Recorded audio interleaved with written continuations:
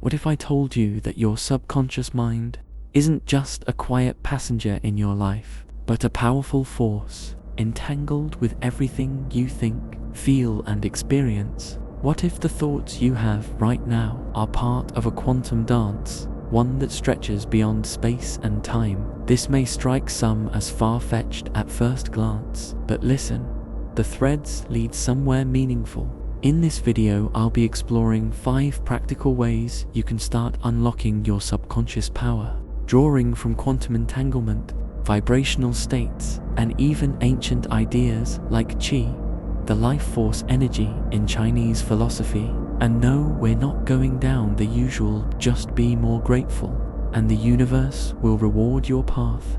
This is about something deeper, a new lens for understanding why unlocking your inner world might just ripple out into everything else.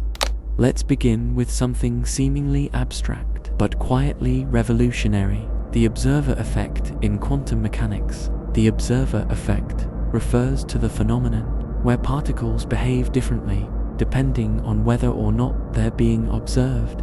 On a microscopic scale, just the act of watching seems to collapse a cloud of possibilities into one definite state.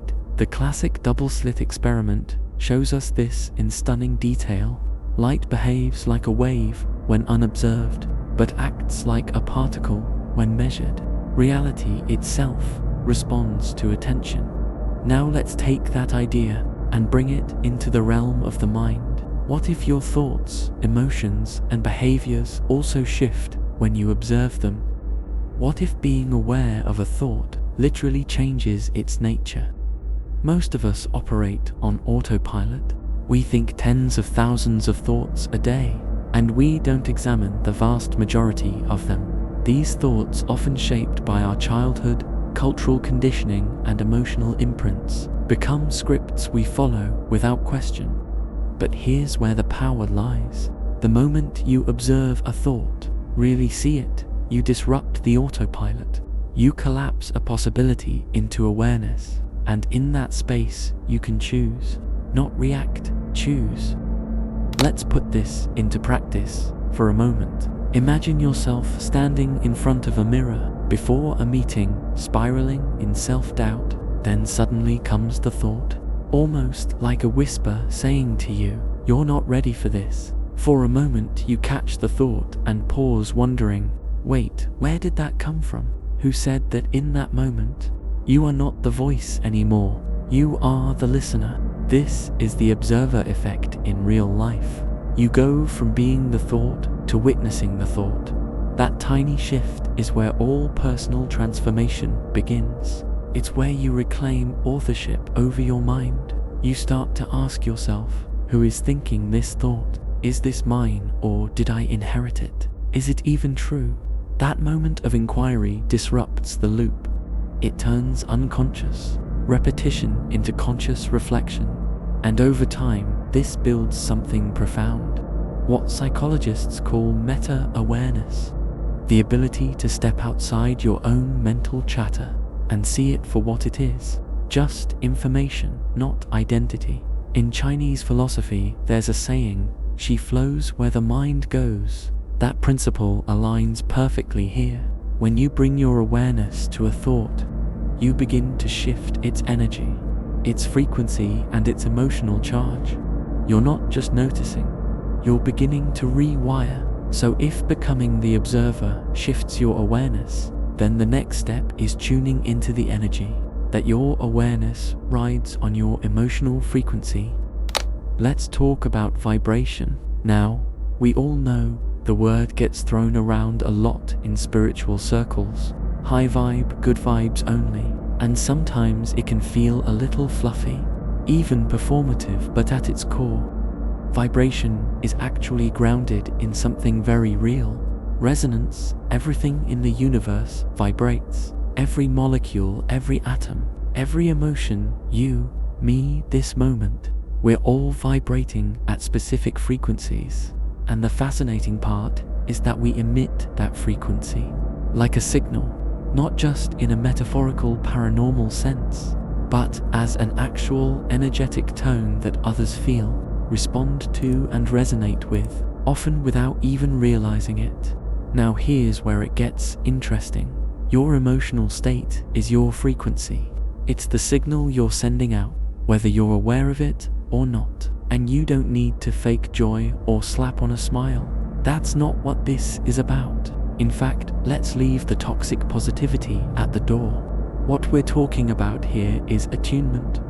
Learning to become more conscious of the emotional signals you're putting out and gently adjusting them over time.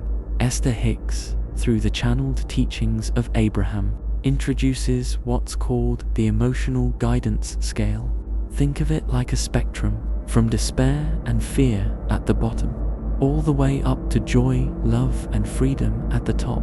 The key message is this: you don't need to leap from grief to bliss. You just need to reach for the next best feeling. Thought, one emotional step up the scale. But let's make this more practical. You don't need to manifest your dream life overnight. That's not the point. What you can do is train your nervous system and subconscious mind to expect possibility, even in small, ordinary ways. Here's one tool that works. It's simple but powerful. In the morning, before the day grabs you by the collar, say this to yourself: today, something good is possible. Not today will be amazing. Not, I'm so grateful and aligned and everything is perfect. Just, something good is possible. This is neural programming. It's emotional calibration. You're choosing to start the day from a state of openness rather than resistance. And that seemingly small shift sends a very different vibrational signal, not only to your subconscious, but to the field around you. You start to notice more, you tune in more, and because your brain is now scanning for possibility instead of threat, you literally perceive reality differently. That's not magic, that's neuroplasticity in action. And when you add this to what we talked about before, the observer effect, it becomes even more powerful. Because once you're aware of your thoughts and your emotional signal, you can begin to direct both gently, intentionally, and consistently. Think of it like tuning a radio. Most of us are stuck on the same station every day. Maybe the worry station or the not enough channel, but you can shift the dial, not to fake positivity but to something more aligned, more empowered, something that resonates with who you are becoming. So the question becomes, what frequency am I on today? And what's the next best station I can shift to? Your emotions are not the enemy, they're data, they're vibration, they're your signal, and when you learn to listen, you also learn to lead. If your emotional signal is the frequency you're emitting, then your belief system is the blueprint that shapes that frequency. Let's go deeper into the concept of entanglement, not just as a scientific curiosity, but as a metaphor for how our inner world and our outer reality seem to mirror one another in quantum physics. Entangled particles can be separated by galaxies, and yet what happens to one instantly affects the other. They are bound in a way that defies logic as we know it, connected beyond space and time. Now, think about how many of your beliefs were entangled with experiences you never consciously chose. The fear of failure you absorbed from a parent who once gave up on their dreams. The belief that you're not good enough because of something a teacher said when you were 7. The hesitation to speak up because once someone made you feel small. These aren't just memories, they're entangled states, links between what happened and what you believe about yourself now. And as long as those entangled emotional memories remain unobserved, they quietly reinforce your current vibration. But here's the beautiful part. Entanglement goes both ways. Just as an early experience can wire in a limiting belief, a new experience, when consciously felt and embraced, can create a new link. You can rewire the pattern. You can retangle, if you will, your present self with a different outcome. Then practice the new thought, not just in your head, but in your body. Speak it aloud. Feel what it would feel like if it were already true. This is where the emotional resonance from the last section returns. You begin vibrating with a new belief, making it easier for your subconscious to accept. You are literally forming a new entangled connection between this moment and a new potential reality. It's less about forcing outcomes and more about aligning your internal wiring with possibilities that already exist, but were previously invisible to your perception. She flows where attention goes, and belief is just attention repeated over time. So if you want to change what's possible in your world, you don't have to fight the external. You begin by reprogramming the internal entanglement, the beliefs you've been carrying, often unknowingly. You don't break the odd reality. You untangle from it and reconnect to a new one. So far, we've explored how thoughts and beliefs shape your reality, but there's another layer, deeper, older, and often ignored by the modern world: the intelligence of the body. In Chinese philosophy, this is called qi, the vital force that animates all living things. Qi isn't just energy, it's awareness. It's breath, motion, emotion. It's the silent language your subconscious speaks fluently, even when your conscious mind is distracted or disconnected. When something feels off, even if you can't explain why, that's qi trying to get your attention. When your chest tightens before a conversation, or your stomach knots in a certain place, that's the subconscious intelligence of your body, sending signals through energy. In the West, we've been trained to override these signals, to think harder, to push through. But your body carries memory, wisdom, and a truth your mind can't always articulate. So how do we work with it? Start with stillness. Sit quietly. Close your eyes. Don't try to meditate. Just ask your body, where am I holding tension?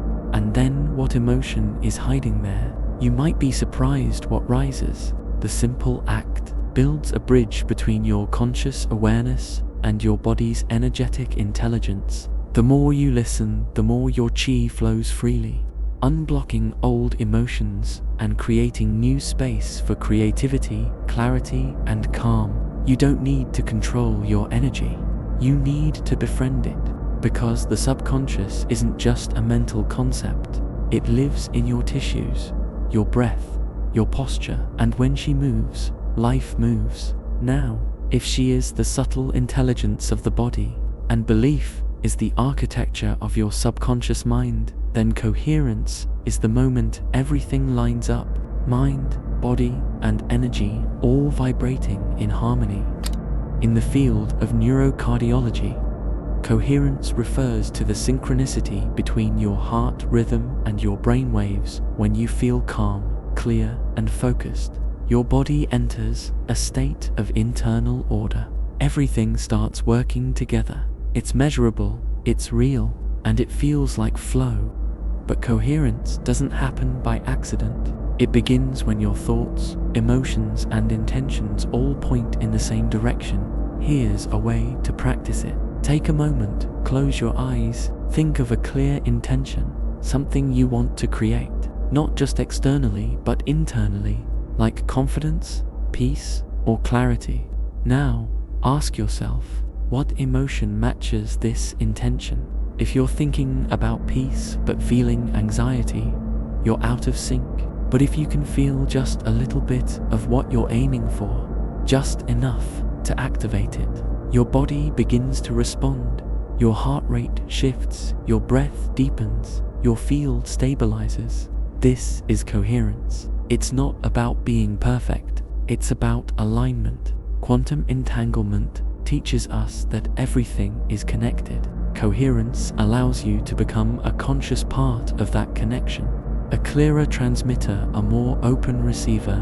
When thought, feeling, and will align, your signal becomes stronger, sharper, more resonant, and in that state, life often responds in ways that we feel, well, entangled with grace. So, the question to carry with you is this: am I thinking, feeling, and moving as one? When you are, the subconscious doesn't resist, it leads.